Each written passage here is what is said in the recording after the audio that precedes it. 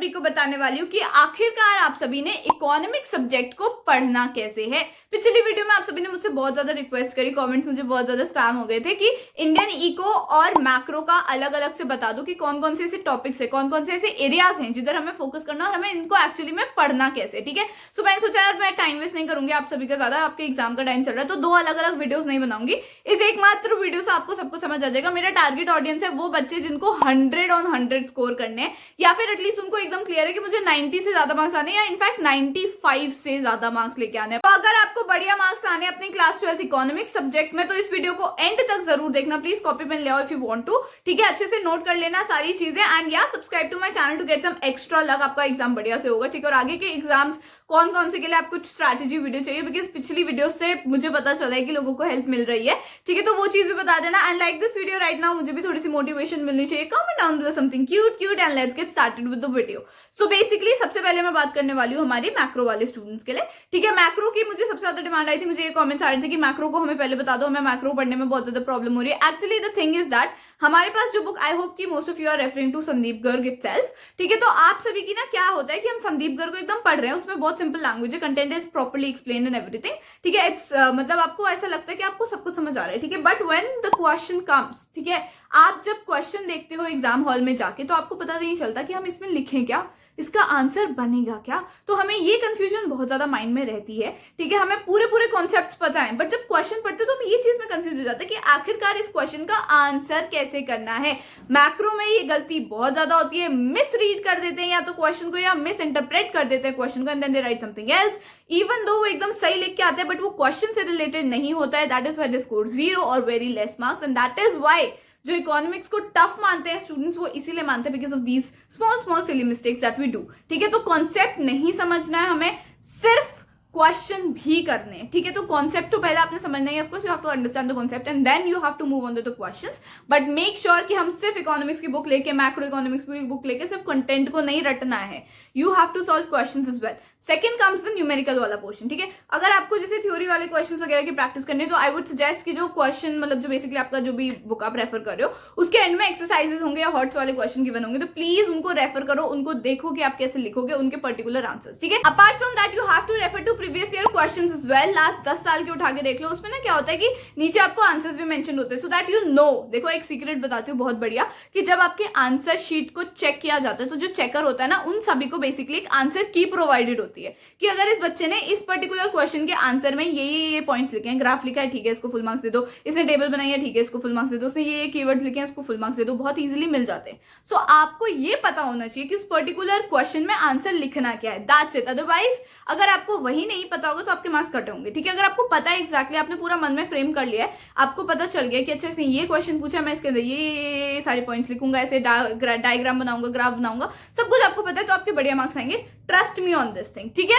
अब मैं आपको ये बताऊंगी कि मैक्रो इकोनॉमिक्स में कौन कौन से ऐसे टॉपिक है, यूनिट वाइज बताऊंगी कौन कौन से ऐसे टॉपिक्स है जिधर से डेफिनेटली आपके पास क्वेश्चन आएगा, और इंडियन इको के ऐसे कौन से टॉपिक्स है, पढ़ना कैसे इंडियन इको को, यार रट्टा मारने नहीं माने, ये सब चीजें मैं आपको बताऊंगी। ठीक है, क्योंकि दोनों इंपॉर्टेंट है, आप एक को नहीं छोड़ के जा सकते हो। ठीक है, बट बिफोर दैट आप सभी को पता है कि आप सभी ने सीयूईटी देना है, दैट्स द ओनली वे जिससे आप कॉलेज में जा सकते हो। ठीक है, सीयूईटी के थ्रू ही कॉलेज मिलता है। Boards are very important but CUET is also important and उसके लिए आप सभी बहुत ज्यादा डाउट में थे कि हम कौन सी बुक से प्रिपेयर करें, हमें बुक बता दो, बुक बता दो। तो today I bring to you Kiran publication का सीयूईटी सेल्फ स्टडी गाइड। अभी मैं आपको कॉमर्स का शो कर रही हूँ बट ये तीनों स्ट्रीम के स्टूडेंट्स के लिए अवेलेबल है। ठीक है, तो आप चाहे फिर साइंस के हो, कॉमर्स के हो या ह्यूमैनिटीज के हो। Apart from that general test अगर आपको प्रिपेयर करना है या हिंदी मीडियम का प्रिपेयर करना है या लीगल स्टडीज की चाहिए तो इनकी इन सभी में बुक्स अवेलेबल हैं। और एक मात्र बुक में आपको आपके डोमेन स्पेसिफिक सब्जेक्ट, जो आपका पर्टिकुलर स्ट्रीम जैसे अगर ये कॉमर्स है तो इसके जो भी डोमेन स्पेसिफिक सब्जेक्ट्स है वो एक मात्र बुक में आपको सारी चीजें कवर हो जाएंगी। यहाँ पे आपको रिविजन नोट्स भी प्रोवाइडेड हैं। ठीक है, हर एक चैप्टर के रिविजन नोट्स प्रोवाइडेड है, वो भी हर एक सब्जेक्ट के।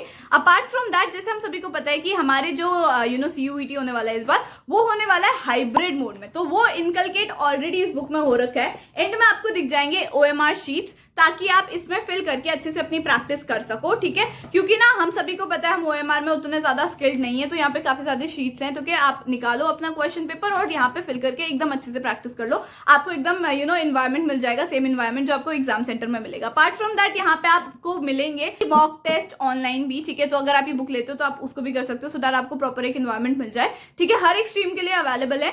इसमें ना चैप्टर वाइज आपको क्वेश्चंस भी दिए जाते हैं, चैप्टर वाइज एमसीक्यूज हैं। और इसमें जो सिलेबस है, बेसिकली ये सिलेबस जो लेटेस्ट एनटीए ने रिलीज किया है कि सीयूईटी का कौन सा सिलेबस रहेगा, ये उसके ऊपर बेस्ड है। तो आप इस बुक को जरूर चेकआउट करना। ये है किरण पब्लिकेशन का सीयूईटी सेल्फ स्टडी गाइड, ठीक है, तो जरूर चेकआउट करना। जो लिंक है वो मैं डिस्क्रिप्शन में डाल दूंगी, also I will pin it in the comment section as well. So let's get back to the topic. अब मैं मैक्रो इकोनॉमिक्स के इंपॉर्टेंट टॉपिक्स की आपको ऐसे आखिरकार पढ़ना कैसे है, कौन कौन से टॉपिक्स है जिनको नहीं छोड़ना है वो बता देती हूँ। हमारा जो सबसे पहला chapter which is circular flow of income, इसमें मेन क्वेश्चन ही इसके ऊपर शॉर्ट नोट आ जाता है, जिसको आपने अच्छे से एक्सप्लेन करना। वो जो डायग्राम बनाओगे उसको भी अच्छे से एक्सप्लेन करके आना है, उसके जितने भी फेजेस हैं उसको एक्सप्लेन कर देना। अपार्ट फ्रॉम दैट जो डिफरेंसेस हैं, जैसे कि मेजरली स्टॉक और फ्लो इससे रिलेटेड आता है, ठीक है।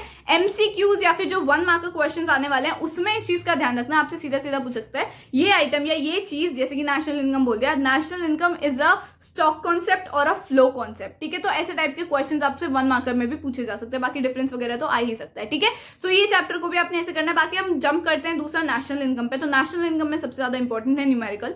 इससे डेफिनेटली एक पूरा बड़ा फुल फ्लेजेड न्यूमेरिकल आने के चांसेस है। तो प्लीज आपने इसको ना ऐसे पढ़ना है। जो 3 चेंजेस है ना मेजर की, ग्रॉस से नेट में कैसे आना है, नेट से ग्रॉस में कैसे जाना है, एमपी से एफसी में कैसे जाना है, ये सारी जितने भी चीजें हैं आपको एकदम इसको अच्छे से समझ लेना है, ठीक है। डोमेस्टिक इनकम से नेशनल इनकम में कैसे जाना है, ये सारी चीजें एकदम अच्छे से समझ लो, which is not that difficult. अगर आपको ये 3 चेंजेस समझ आ गए, आपको सब समझ आ जाएगा, ठीक है। तो प्लीज इसको अकॉर्डिंगली कर लेना, क्योंकि इससे न्यूमेरिकल डेफिनेटली आएगा। तो that will be very very important, ठीक है। उसके बाद फिर हम आगे बढ़ते हैं। मनी बैंकिंग हो गया हमारा, गवर्नमेंट बजट हो गया हमारा, फॉरेक्स हो गया हमारा, ये सारी चीजों को आपने अच्छे से समझना है, ठीक है। इनके बेसिस पे आपके जो भी क्वेश्चन, जैसे मनी मल्टीप्लायर एक बहुत ही, अगर आपके क्वेश्चन पेपर में आपको मनी मल्टीप्लायर का क्वेश्चन दिख रहा है, चाहे फिर यही क्यों ना हो कि right a short note on money multiplier, खुश हो जाना। ये क्वेश्चन डेफिनेटली अटेम्प्ट करके आना, बिकॉज ये बहुत ऑब्वियस है कि ये क्वेश्चन आएगा ही आएगा, ठीक है। अदरवाइज इसका 1 मार्कर भी आ सकता है, सीधा सीधा आपको सारी चीजें ऑलरेडी प्रोवाइडेड और you just have to calculate it, ये चीज भी आ सकती है। बाकी जो हमारा भयंकर चैप्टर जिससे सब कुछ हर एक इंसान आई थिंक डरता है, मैं भी डरती थी अपने टाइम पे, विच इज एग्रीगेट डिमांड वाले हमारे सारे चैप्टर्स। सो बेसिकली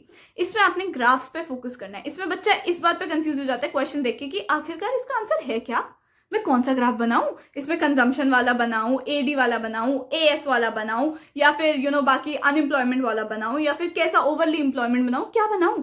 तो इसीलिए आपको करने पड़ेंगे इसके प्रीवियस ईयर क्वेश्चंस, देखना पड़ेगा कि आंसर एक्सपेक्ट क्या करता है आपका examiner. That is why I said it in the beginning itself, ठीक है। अब आ जाते हैं हम, नाउ लेट्स जंप टू हमारा इंडियन इकोनॉमिक्स, ठीक है। एंड में मैं आपको बेसिक टिप्स सबके दूंगी। इंडियन इकोनॉमिक्स में दिक्कत क्या आती है कि हमें रट्टा मारना सोचते हैं हम, ठीक है। रट्टा नहीं मारना है, we just have to look for the logic, ठीक है। लॉजिक देखना है आपने, जैसे अगर रूरल डेवलपमेंट चैप्टर है, ठीक है, तो उसमें लॉजिक है यार, वो हम इतने साल से सुनते आ रहे हैं, इंडिया में पॉवर्टी है, पॉवर्टी है, पॉवर्टी है, ऐसे डेवलप हुआ है, ये वो जो बेसिक चीजें हैं, कैसे कौन कौन सी different different agencies that help, ठीक है। जो भी बाकी आपका कुछ पॉपुलेशन रेशियो, ये सब जितनी भी चीजें हैं, बेसिक की डेफिनेशन रट लो, ठीक है। दैट यू हैव टू रट ना, ठीक है। वो भी रटते हैं ऐसे, जैसे मैं अपने पर्टिकुलर एक्सपीरियंस बताती हूँ। I just don't rote each and every word, I just rote the different keywords, ठीक है। इस बार हाई चांसेस है कि केस स्टडीज या केस बेस्ड क्वेश्चन जो है वो इंडियन इकोनॉमिक्स से ही आएंगे। Of course it make sense, ठीक है। सो प्लीज अच्छे से इनको सॉल्व कर लेना एंड समझ लेना कि कैसे टाइप के अपने आंसर इसको लिखना है, ठीक है। एंड अपार्ट फ्रॉम दैट एक चीज का ध्यान रखना कि कई स्टूडेंट्स जो गलती करते हैं इज दैट अगर उनकी संदीप गर्ग है तो वो उसी के भी मतलब इंडियन इको भी संदीप गर्ग से ही पढ़ते हैं। एनसीईआरटी को एक बार आपने डेफिनेटली स्किम करना है, ठीक है। No matter what you have to skim NCERT for Indian economics. I am not saying that for macro, ठीक है, क्योंकि मेरे को पता है कि मैक्रो में संदीप गर्ग या जो भी आप रेफरेंस कर रहे हो इज इनफ, बट यहाँ पे आपको एनसीईआरटी करनी पड़ेगी if you want to score 100 on 100। That's what at least 1 marker वाले कुछ ऐसे क्वेश्चंस होते हैं जिसमें डिट्टो लाइन उठ के आ जाती है, and I am not even kidding यार, you can ask anybody, same line उठ के आ जाती है, आ जाता है कि डू यू, मतलब अगर मैं बड़े क्वेश्चन की बात करूँ तो सेम लाइन उठ के आ जाते हैं कि please comment on this line, या फिर how much do you agree on this line. वो सेम लाइन उठ के आ रखी है जो एनसीईआरटी में, उसमें नीचे लिख रखा है कॉमेंट ऑन दिस लाइन, ठीक है। तो आपको सिंपली उसके बारे में लिख के आना पड़ेगा जो भी टॉपिक है, ठीक है। अब मैं आपको बता देती हूँ Indian eco, since it's a theory subject, all it matters is your presentation, how you present, ठीक है। अपने आंसर को ऐसे लिख के आना है, पॉइंट्स में लिख के आना है। Please nobody is here to read your long paragraphs, ठीक है। तो प्लीज अपने जो आंसर्स हैं उनको पॉइंट्स में लिख के आओ। पॉइंट से आई डोंट मीन कि आप 1 पॉइंट लिख के लाइन से शुरू कर देते हो, ऐसे नहीं। 1 point subheading, then describe that subheading, then second point subheading, then describe that subheading in a paragraph, ऐसे करना है। ऐसे नहीं कि फर्स्ट पॉइंट है सेंटेंसेस लिख रहे हो आप पॉइंट्स में, no, you have to always name और यू कैन से सबहेडिंग देनी होती है आपने हर एक पॉइंट की, and you have to then write 3 to 4 lines of each subheading, ठीक है, उसको एक्सप्लेन करते हुए। तो ये चीज है, ये थोड़े से पेपर प्रेजेंटेशन टेक्निक्स होती हैं। उसके बाद आप अगर चाहो तो उसके अंदर भी, मतलब देखो करने वाला बच्चा कर लेता है, फ्लो चार्ट्स आप उसमें भी बना के आ सकते हो। एंड देन थ्योरी है तो सिंस थ्योरी है तो आपने जो कीवर्ड्स है उनको try to underline those keywords. And कई स्टूडेंट्स पता है मुझसे ये डाउट पूछ रहे थे कि क्या हम ब्लैक पेन यूज कर सकते हैं हमारे बोर्ड एग्जाम्स में। तो guys yes you can, please कोई ऐसे रेड पेन वगैरह मतलब यूज मत करना, but you can definitely use blue and black pen, ठीक है। मुझे जरा कमेंट करके बता दो कि आपको कौन कौन सी ऐसे टॉपिक्स है जिनके टॉपिक्स कह रही हूँ, ऐसे कौन कौन से सब्जेक्ट्स है जिनके आप सभी को वीडियो चाहिए स्ट्रैटेजी वाली, बिकॉज इट हेल्प्स। तो मुझे जरा वो कमेंट करके बता दो। And I hope you like this video and you found this video really helpful. मैंने 2 वीडियो अलग अलग नहीं बनाई बिकॉज आई वाज लाइक आपका टाइम वेस्ट हो जाएगा इस टाइम पे। आपको एक्चुअली में जो आपकी हेल्प करे वीडियो, जो आपको थोड़ा सा मोटिवेट करो, आपको एक डायरेक्शन मिले कि एक्चुअली मैं पढ़ूँ कैसे, वो चीज के लिए इसलिए आई मेड दीज वीडियोस। तो kindly subscribe to my channel to get some extra luck. और अगर आपको ये वीडियो पसंद आई हो तो भी लाइक कर दो यार वीडियो को। आई am not setting any target because I hope कि आप सब टारगेट सारे क्रॉस कर दो, ठीक है। लाइक दिस वीडियो, मुझे भी थोड़ी सी मोटिवेशन मिलनी चाहिए। Comment down below something cute और if you have any other doubt या अगर आपको कोई भी और सब्जेक्ट के ऊपर स्ट्रैटेजी चाहिए, so comment down that is well. Comment down below something cute and I will see you in the next video. Bye.